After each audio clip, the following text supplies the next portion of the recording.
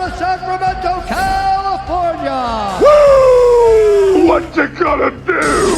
Better. Stronger. Son of a bitch. Faster. Oh, yeah!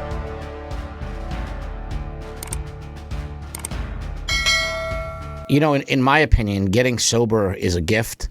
It's like the biggest gift I've ever gotten, you know, or I've ever worked for.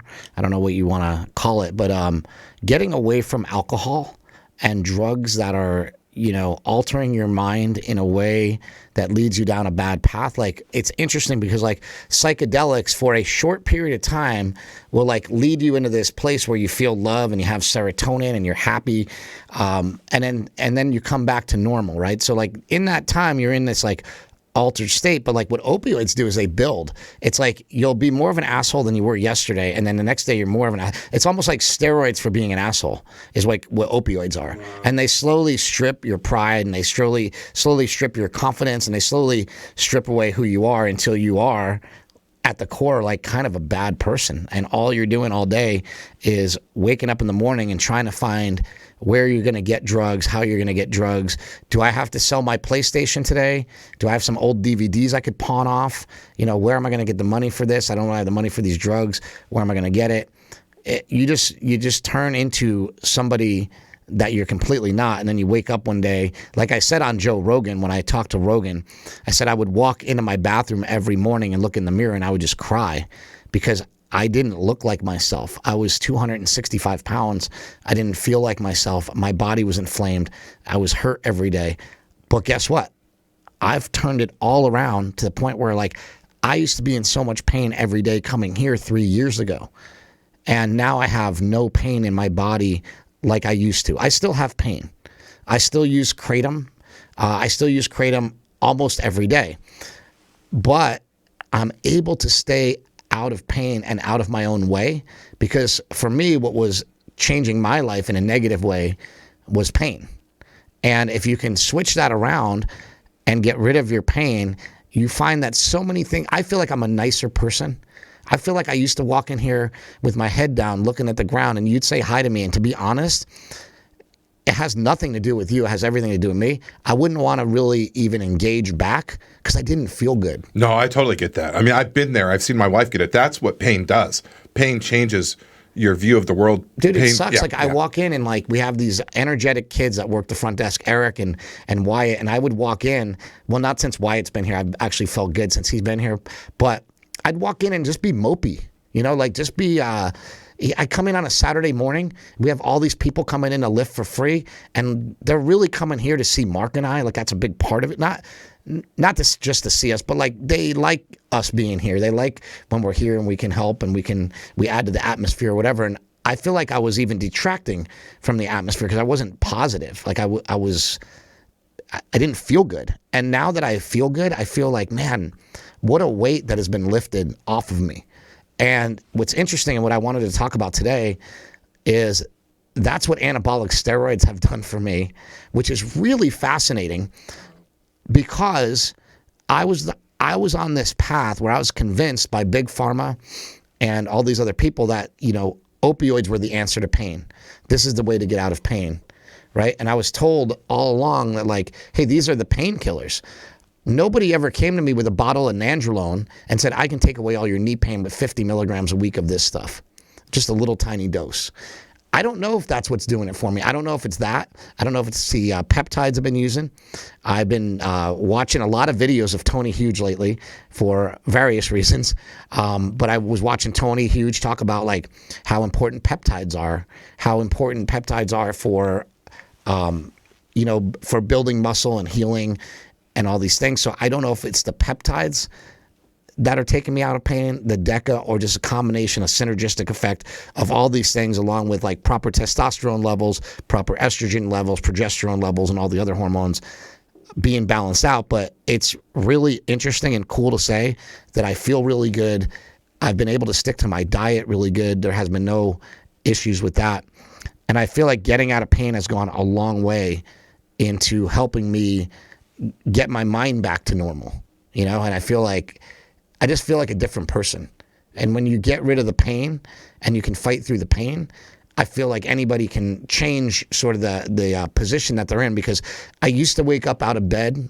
I would get out of bed in the morning, and I would think, man, I just want to get through this day. I wish it was over already. I kind of want to fast forward through the days, because I'd feel like I'm not making any progress or I'm not doing anything. But I would just keep doing the same things over and over again. I'd come here and I'd walk, and I'd drag the sled backwards, and I'd do all the knees over toes stuff. And I'm taking I'm eating right, and I'm taking the proper steps with my supplementation and the drugs that I'm using to not overdo these things like I always have done my whole life. I've always been, hey, if one is good, two is better. And so when the doctor prescribed me Deca, I'm thinking like, there's no way I'm not going to just take 200 milligrams of this a week and give it a ride. But you know what? I didn't this time. I didn't. I slowed down. I said, slow down. Stop thinking that more is better. Let's just try the minimum effective dose. And this is all pretty recent for me in the past 6 months. Of just 6 months. I mean, I've seen you. A year ago, you were the guy you were just talking about. You would drudge through the day, right? Yeah. You would get through it, but it was with a grimace on your face. I would watch it. And then I'd be like, well, let me try this and let me try that. And this is going to be the answer and that's the answer. And one thing that I think that it's really important for anybody that follows Mark too is Mark doesn't believe in anything except for himself. And I think that's really important to like start there, right? Whenever I come up with a new drug or a new pill or a new exercise device or a new YouTube video that explains something, Mark is always like, okay, that's great. And then what? Like he has this question, and then what? Okay, you're going to take that, and then what? And you have to think those things through. Like, well, what are you expecting from this? What are you expecting to do for you? And I think we see so many people putting their hopes and dreams into like the next supplement. Like I've seen it a lot with semaglutide, where people are like, if I could only get the semaglutide. And to be honest, I thought that. I'm like, I'm going to get the semaglutide, I'm going to get ripped. Well, guess what? It didn't get me ripped. It's not going to be the drug that does it. It's going to be you that does it. It's not going to be the drug that loses you the weight. It's going to be the drug will help you, but you got to stay on that path. And if you don't stay on that path, nothing's going to automatically work for you. I mean, I don't know of anything that just automatically works to make everybody feel great. There are, there's obviously like drugs out there that we take that alter our mind that might make us feel good temporarily. But what Mark and I had a great discussion this morning. It's like, what are you doing over time?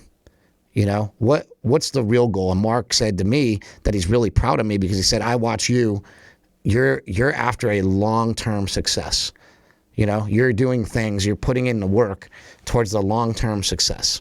You're not trying to put in work to get something done tomorrow. You're not trying to fix your knee for tomorrow. You're trying to fix your knee, and this is how I think for when I'm 70. I'm 50 years old.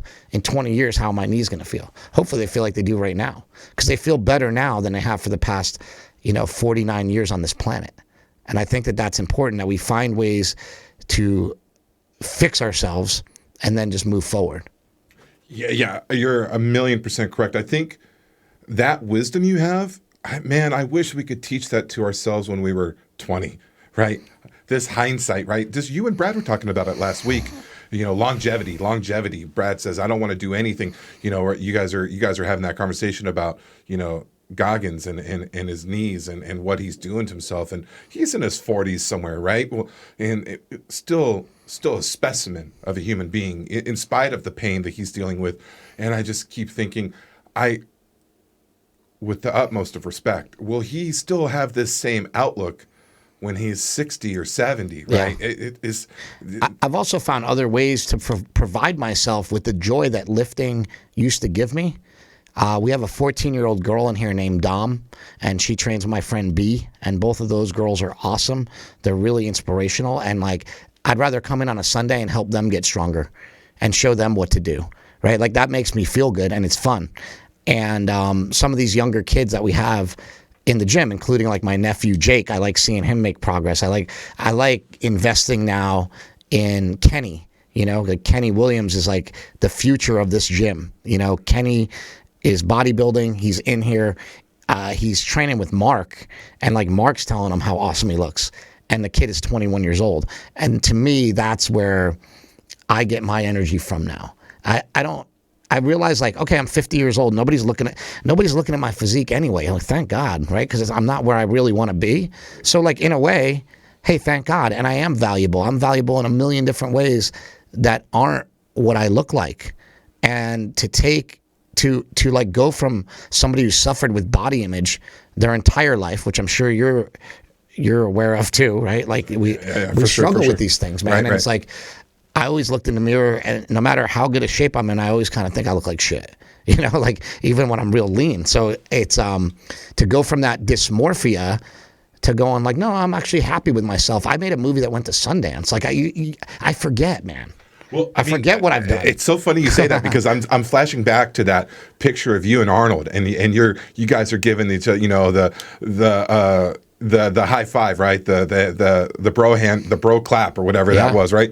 And dude, he sees your arms, and you were kind of a big boy, right? Then you were rolling with the thick side of life, right there. But you've never been known as like a physique model. That's not your value, though. Yeah, that's not your value. Your value is you're insightful. You know how to ask good questions. You have a creativity that makes yourself so like you don't have to be 8% body fat to be valuable. It's not you're not pinned to being a fitness model for your worth to be exposed. Your worth is in something different. You make inspirational films. You have interesting conversations. I mean, you're so much more. People are so much more than just how well their T-shirt looks on them, right? Yeah. You know what I mean? I think everybody is, and I've learned to accept that, and then like also, I just want to try every day to be a happier person inside. Like it's real easy. I've been looking into a lot of the Stoicism stuff, Ryan Holiday, and it's funny because like a long time ago I got Mark started on that. I picked up this book called The Daily Stoic by Ryan Holiday, and I opened it up and I read the very first quote, and it says, "Don't get angry. Petty men get angry. Real men don't get angry. Real men assess a situation and they deal with it." And it says it is not manly to get angry. It is not manly to raise your voice. You're not tough. You're not cool. You're just a man, and you need to figure out these problems. And I'm like, that is so cool. Like that is so cool to like when you get mad and somebody gets under your skin and go, oh no, don't get mad. Don't get mad. Figure it out, right? And respond appropriately. And I think that's really interesting because it's really easy for us to like get mad, make a rash decision, or say something stupid, And so when I read that Stoic quote, I like immediately bought the book. I'm like, I got to give this to Mark. He'll love this shit, right? And Mark got into all these like Stoic philosophies, which just basically means like you're not letting things affect you so much. You're not being so sensitive about everything. You just realize like, hey, life goes on and the world operates, and I'm over here. And then when you start realizing like a lot of Stoicism's like, how can I get away with less? I recently had like 12 different streaming services, and I realized I don't watch any of them, and I realized all the stuff on them is junk, and I just went and canceled them all. Like I still have Netflix and I still have YouTube, but I got rid of everything else because like, it's just a bunch of garbage and I don't need it, and it's clouding my head, and if something comes on that I really want to watch, I'll just buy it, or just rent it or whatever, right? I don't know, just trying to detach from things I think is an amazing way to expand your life. We, like I said, we were talking to Brad about this. We have all these little addictions every day, and they're pulling us away from like who we really are, who we really want to be. And we just do these things. We have another Diet Coke or whatever because we're just addicted, right? And when you start looking at things and say, I could do without that, it feels really good. And it feels really good to, yesterday I fasted the entire day. Or yesterday, no, the day before. Fasted the entire day. I'm just not going to eat today. And it felt great. It felt great to wake up in the morning and feel like real lean and feel good and go, you know what? It felt good not to eat for a day. Maybe I don't need all this stuff that I'm pumping in my body all the time, right? Maybe I don't need as much food. Maybe I don't need as much. And by not needing as much, it allows me to have more space to have more money available and be happier in general, right? Like it opens a lot of things up. That's what I've been finding. Yeah, it's always to me like the how far on either side, right? maybe it's just whatever little bit of a contrarian is in me. But I'm thinking about like sometimes anger is justified, right? Maybe I'm just trying to like counterpoint everything you're saying. I'm saying, well, if you only get in one DUI, does that make you a bad person? If you only get angry, like I've been angry before and it was justified, right? There's been times I thought someone, have I ever told you the story about the guy I almost threw through a window because I thought he was messing with my girlfriend who turned out to be my wife? Yeah. That guy that she ended up knowing, he was messing with her we were at the gym. We'd only been dating for like 3 or 4 months. I'm doing my little bro workout. I see her doing her little stationary 80s girl workout or whatever it was at the time. I don't know. Anyways, she gets up, she goes get some water, and the guy in front of her turns around, and instead of getting around, instead of like letting her get to the faucet, he stands there. She kind of tries to go around him to the right. He steps to the right. She slides left. He steps to the left. And I see that. And Chris, I'm about 30, 20 yards away. And in that moment, I have already plotted. I decide, destroy. That guy gets destroyed right now. And then on the way there, I had already said, look at those stairs. Look at that window. I'm going to throw him down those stairs. I'm going to throw him through that window. And you know me, dude. I'm not a violent person. I haven't been in a fight since high school either. But I'm about, I was dating Rebecca. I was probably like 29. I'm a grown-ass man able to make grown-ass decisions that would have gotten me in grown-ass jail. Yeah. All bad, right? I am on my way to destroy this guy. It's not going to be like, hey, don't mess with my girl or nothing. I'm going to hit him from the side. I'm going to throw him, and I'm going to destroy this guy. And then as I'm about, 10 yards away, halfway there, I see her look up. He's looking down at her. And then I see on her face, she recognizes the guy. She's like, oh, hey. They know each other. He was being fine. He was having a little joke with his friend. Yeah. And I have to just pull that back like a train, just hitting the emergency brakes all at the same time. And then 2 or 3 seconds later, I'm there in the situation. And she's introducing me to, I think his name was Steve, if I remember correctly. And I have to pretend like I didn't have intentions to literally assault this man. I was literally going to go throw him down a flight of like 4 steps. It wasn't a whole floor. I wasn't trying to kill the guy. Just wanted to send him to the hospital. I was going to throw him down four steps into a glass wall. Hopefully he wasn't going to go through it. But if he did, that was karma, right? He deserved it if he went through it. If he really, let God decide. Yeah. Let God decide if he goes through it or not. And, would that have been righteous anger? I don't know. And you know me, dude. You've been around me for a long time. I am not a hothead. I'm not a hothead. When I feel like mess with my family, and I'm gonna find a way. I'm gonna run you over. Like they think about this Kane, right? The UFC fighter. What is his name? Oh my God! From San Jose, his kid was being assaulted. Cain Velasquez. Yes, I mean, oh my God, dude. Oh my God. Now, that would have been much better handled. Like, these are the things, right? Like, I'll give you a good example. The other day at the Arnold, Sean Ray, he's a former bodybuilder. He's the announcer. He's been talking shit about Chad Nichols, who's a bodybuilding coach for years. And at the Arnold, Chad Nichols' son, who's huge, he's like 6'3", 6'4", and jacked. He looks like a pro wrestler. Comes up to Sean Ray and like, hey man, you talk shit about my dad again, I'll kill you. You know, this is going on. And it's like, it's just a bad look for the kid. Like, I know Sean Ray, like everybody in bodybuilding feels that Sean Ray is kind of an asshole to people. I've always got along with Sean Ray. I've never had a problem with him, but a lot of people have this perception like, okay, this guy's an asshole. He puts everybody down. You know, he talks shit about everybody, whatever. So this kid, Dominic Nichols, went up to Sean and they filmed it, right? And Sean Ray did the right thing. He didn't put it over. He just kind of ignored the guy. Because Sean Ray could have got mad and it could have turned into a fight. Then it would look real bad for both of them. The guy's way bigger than Sean Ray. I don't even think Sean Ray was scared, to be honest. And I don't think that I just don't think a 20-year-old kid's gonna go beat up Sean Ray. You know what I mean? It's like it's a weird situation. But the fact that he didn't get angry made it so it didn't escalate. Yeah. You know, something worse. Thinking about that memory and thinking about, like, seriously, Chris, all joking aside, I'm I'm a notorious exaggerator, right?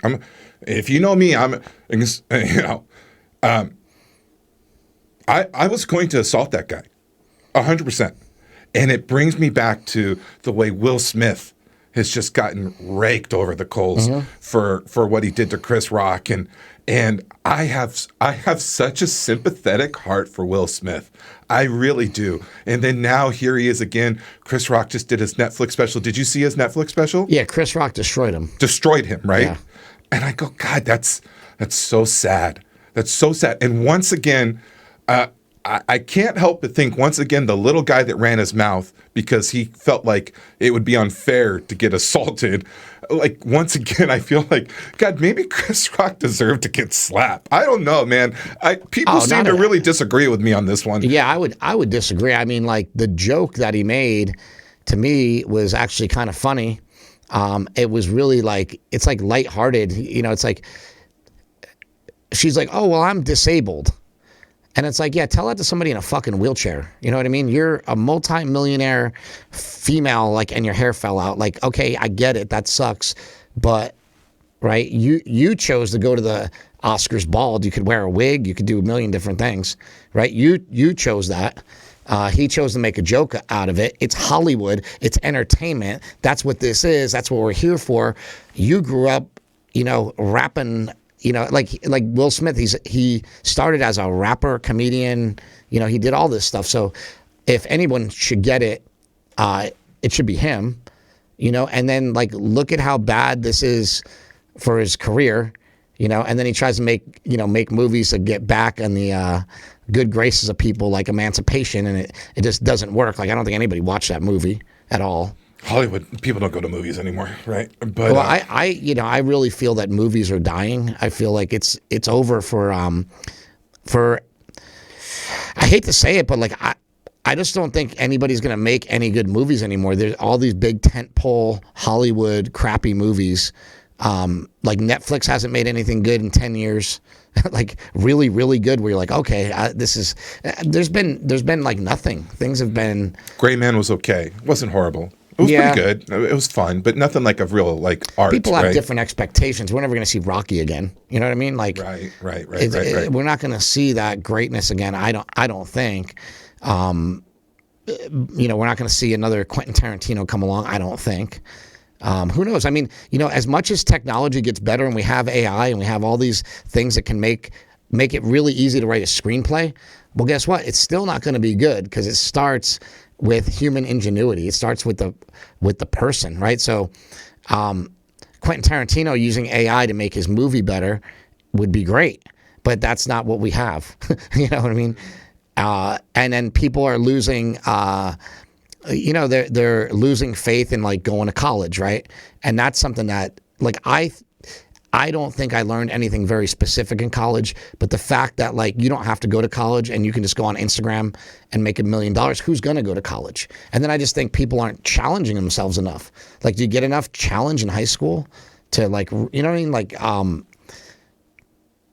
it's interesting that like, I feel like the importance of college is like down here now. And then as we move forward as a society, we're just going to be dumber, you know? We don't remember things anymore because we don't have to. Everything's on our phone. You know what I mean? We're in a way evolving, but like evolving in a way that's like pushing us backwards almost. We all know how to drive a car, but no one knows how to change the oil, right? Yeah, right. Like we know the UI of everything, but not what goes underneath the UI. Yeah, and I think that that's important as we move forward. Is to I'll admit I went to college, USC, and I got burnt out. Like when I was done with school, I was like, I will never learn anything again. I'm done. And to be honest, for probably like a good 10 years, I didn't learn anything. I literally didn't learn anything. I didn't try to learn. I wasn't trying to improve myself. And now that's all I do every day. Like all I do all day, every day is keep trying to learn and keep trying to improve what I know. And the biggest problem with learning is it's not easy to find answers. We live in a world of like misinformation. We live in a world with like, okay, so AI, a great example. There's a new program for AI called Perplexity. It's a Chrome plugin. People are like, this is amazing because it can search anything. You can find anything with Perplexity that you can't find with Google. It's going to put Google like out of business, is what they're saying, right? Well, the problem is that when you're trying to look for information already, it shuts you down. So I started immediately, what's my first question? It's about steroids. Sorry, I can't give you as an AI model, blah, blah, blah. I need to protect you from things that are dangerous. And steroids are deemed dangerous, so I can't give you that answer. And so already you're like, are we ever going to have access to real information again? Are we ever going to be able to find the things that we want? I look at certain things and things have been scrubbed from the internet. So I'm actually, for my new movie, trying to find a clip where The Rock talks about how he tried steroids, right? So The Rock was supposed to be in Bigger, Stronger, Faster, and he wasn't.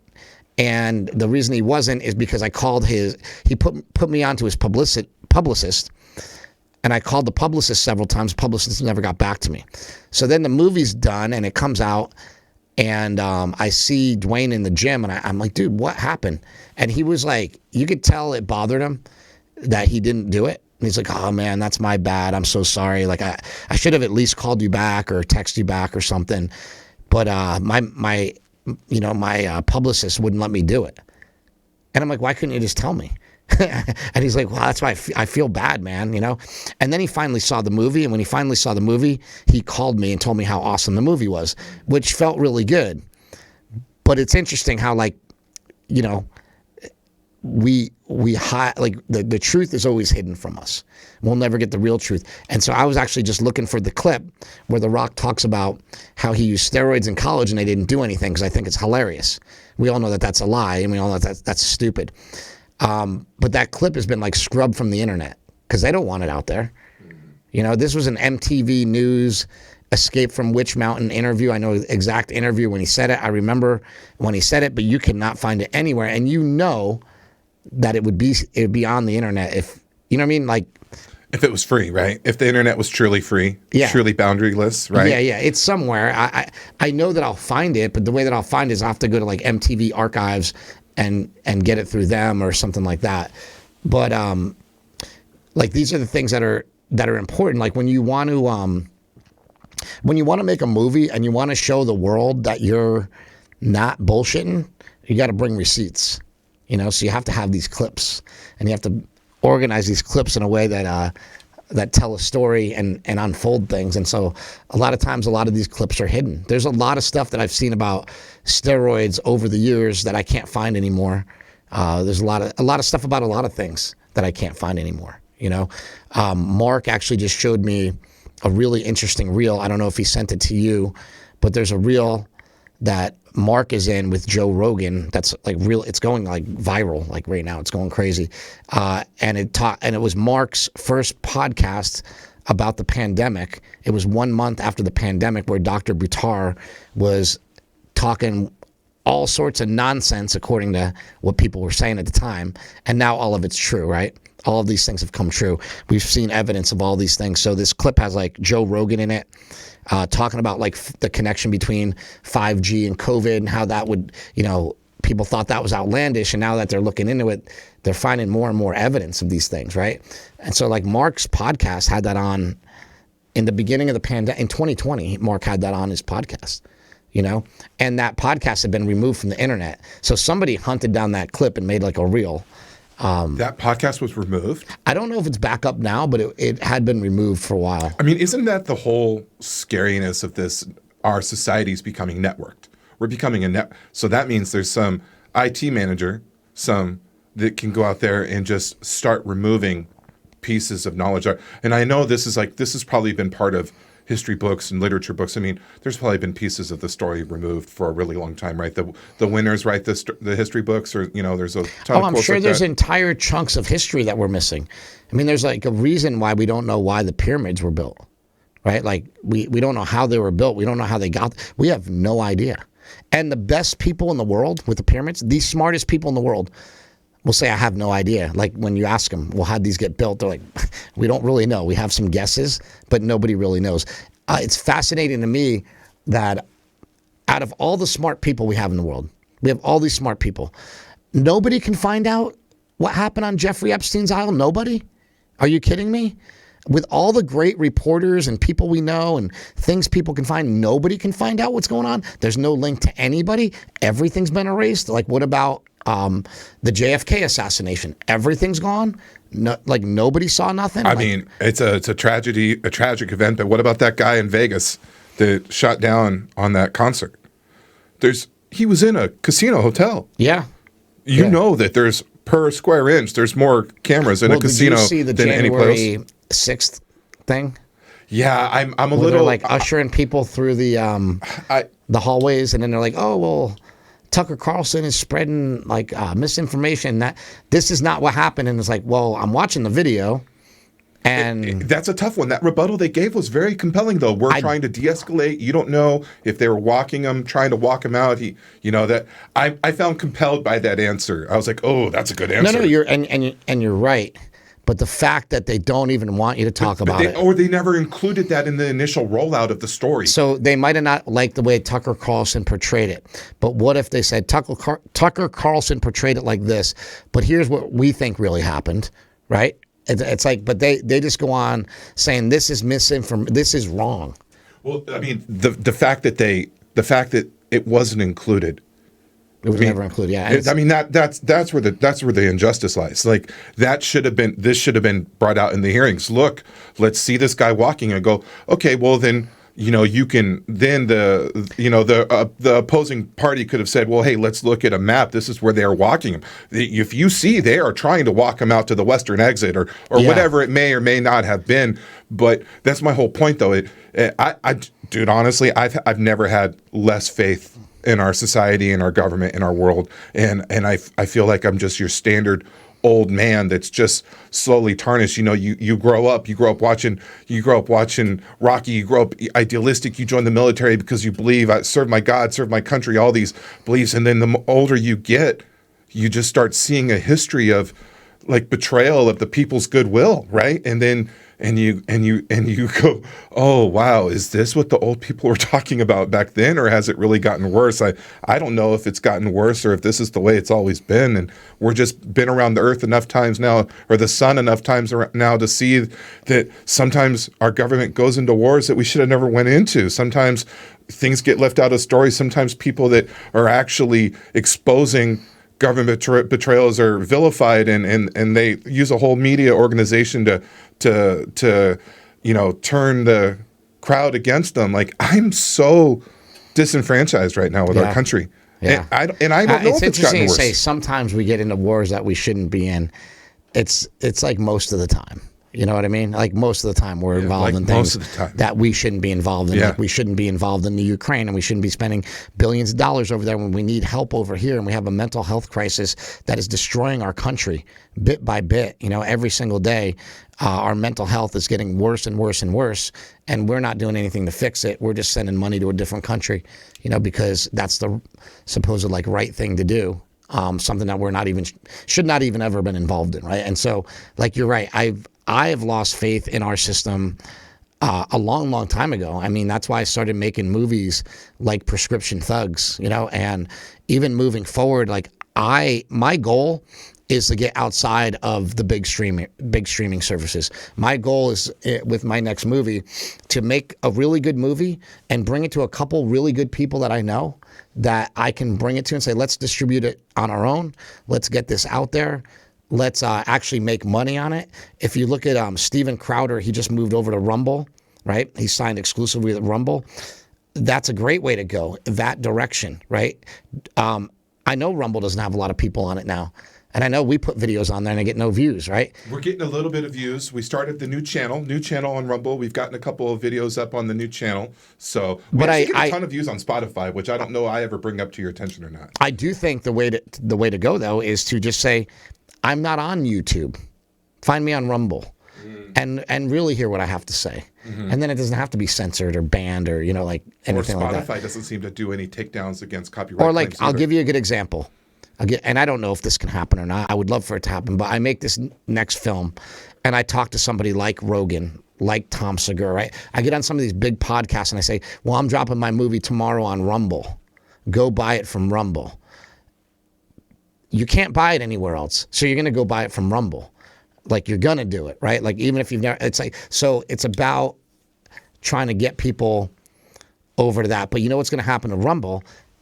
In 6 months, it's going to be the same thing. They're gonna get everybody over there, and then they're gonna start pulling shit off of there. So, I guarantee.